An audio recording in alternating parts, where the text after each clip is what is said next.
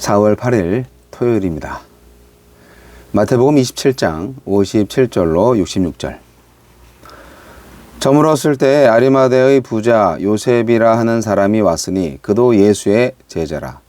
빌라도에게 가서 예수의 시체를 달라 하니 이에 빌라도가 내주라 명령하거늘 요셉이 시체를 가져다가 깨끗한 세마포로 싸서 바위 속에 판 자기 새 무덤에 넣어두고 큰 돌을 굴려 무덤 문에 놓고 가니 거기 막달라 마리아와 다른 마리아가 무덤을 향하여 앉았더라. 그 이튿날은 준비일 다음 날이라. 대제사장들과 바리새인들이 함께 빌라도에게 모여 이르되 주여, 저 속이던 자가 살아있을 때에 말하되 내가 사흘 후에 다시 살아나리라 한 것을 우리가 기억하노니 그러므로 명령하여 그 무덤을 사흘까지 굳게 지키게 하소서. 그의 제자들이 와서 시체를 도둑질하여 가고 백성에게 말하되 그가 죽은 자 가운데서 살아났다 하면 후에 속임이 전보다 더 클까 하나이다 하니 빌라도가 이르되 너희에게 경비병이 있으니 가서 힘대로 굳게 지키라 하거늘 그들이 경비병과 함께 가서 돌을 인봉하고 무덤을 굳게 지키니라. 요셉의 무덤에 장사되신 예수님. 아리마대 요셉이 빌라도에게 부탁하여 예수님의 시신을 수습합니다. 종교 지도자들은 예수님의 부활을 막기 위해 안간힘을 씁니다. 네, 무덤문을 막는다고 부활이 안 되겠습니까? 우리에게 주시는 교훈은 무엇입니까? 로마 사람들은 십자가형을 가장 저급한 죽음으로 여겨 사형수의 시체를 그냥 버렸고 유대인들은 나무에 달린 자를 하느님께 저주받은 것으로 생각하여 정식 묘지가 아닌 공터에 묻었지만 예수님의 시신은 값비싼 향품과 함께 세마포에 쌓여 새 무덤에 안치됩니다. 아리마대 요셉이 산헤드린 의원의 신분을 이용하여 예수님의 시신을 넘겨받아 자신의 재력을 사용하여 예수님을 자기의 묘실에 장사한 것입니다. 말로 신앙을 장담하던 제자들은 온데간데 없는데 아무 말 없이 따르던 요셉은 행동해야 할 때가 오자 자신이 예수님을 어떻게 여기는지 숨기지 않고 가진 모든 것을 동원하여 예수님의 마지막 길을 지키고 있습니다. 여인들은 예수님의 죽음뿐 아니라 장사 지낸 일의 증인도 됩니다. 그런 그들에게 부활의 첫 증인이 되는 영광도 주어집니다. 이것은 한 번도 주목받은 적 없지만 항상 예수님을 따른 한결같은 믿음이 있기에 주신 특권일 것입니다. 더 많이 보고 들었고 주께로부터 권능을 받은 제자들이 아니라 드러나지 않은 섬김과 희생으로 그 나라를 영접한 여인들을 첫 증인으로 삼으신 것입니다. 대제사장과 바리새인들은 사흘 만에 부활하리라는 예수님의 말씀을 알고 있지만 믿지 않습니다. 제자들이 시신을 훔친 후에 거짓 소문을 퍼뜨릴 거라는 생각으로 총독에게 무덤을 지킬 군사를 요구합니다.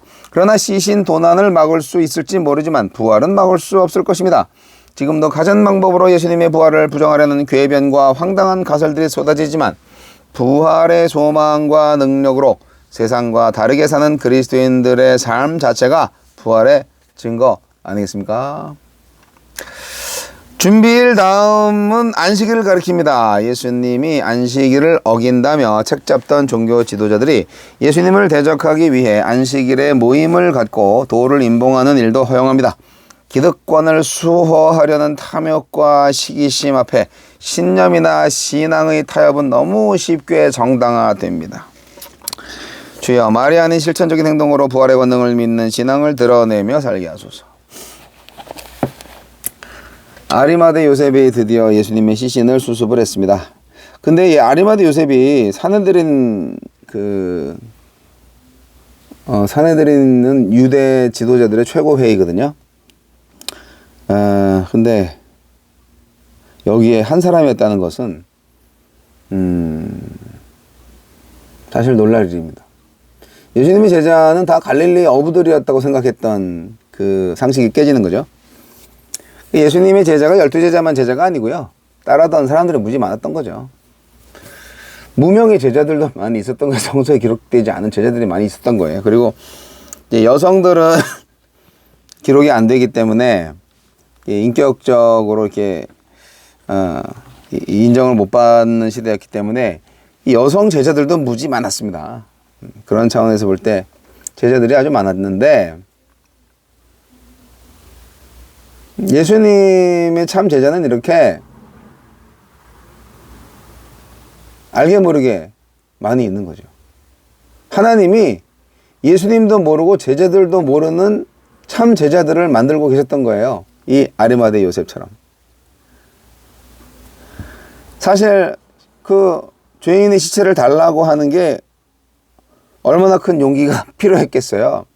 그것도 빌라도 총독한테 갈 만한 신분이 되는 사람이니까 그렇게 간 거죠. 그렇다면 이 사람의 어떤 귀족 지위가 위협받을 수도 있고, 아니 너는 그 죄인의 친구란 말인가? 뭐 이렇게 주목받을 수도 있고 상당히 위험한 일이죠. 어쨌든 그런 거 상관없이 아리마대 요셉은 예수의 시신을 찾으러 왔고, 찾아서 자기 묘실에 장사했습니다.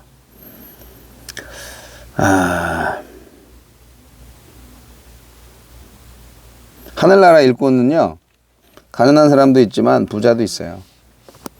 부자도 쓰시고 가난한 사람도 쓰시고 또 권력이 있는 사람도 쓰시고 권력이 없는 사람도 쓰시는 겁니다. 하나님께서는 모든 사람을 다 사용하십니다. 부자도 제자가 될 수 있다. 네.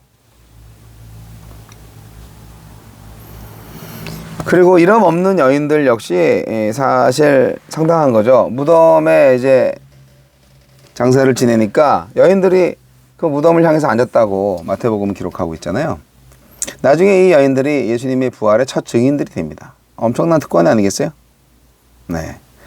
이렇게 한결같은 성실함, 항상 꾸준히 한결같이 따르던 제자들한테는 그들만이 누릴 수 있는 복을 누리게 되는 거죠. 언젠간. 이렇게 드러나지 않는 섬김과 희생으로 하느님의 나라를 영접한 여인들을 하나님은 부활의 증인으로 삼으신 겁니다. 반면 대제사장과 바리새인들은 부활을 믿지 않죠. 예수의 부활을 믿지 않아요. 그래서 사흘 만에 부활하리라는 말씀을 잘 기억을 하고 있기 때문에 시체를 도둑질 막지 않게 하려고 이렇게 군병을 동원해서 무덤을 지키는 요청을 합니다. 네.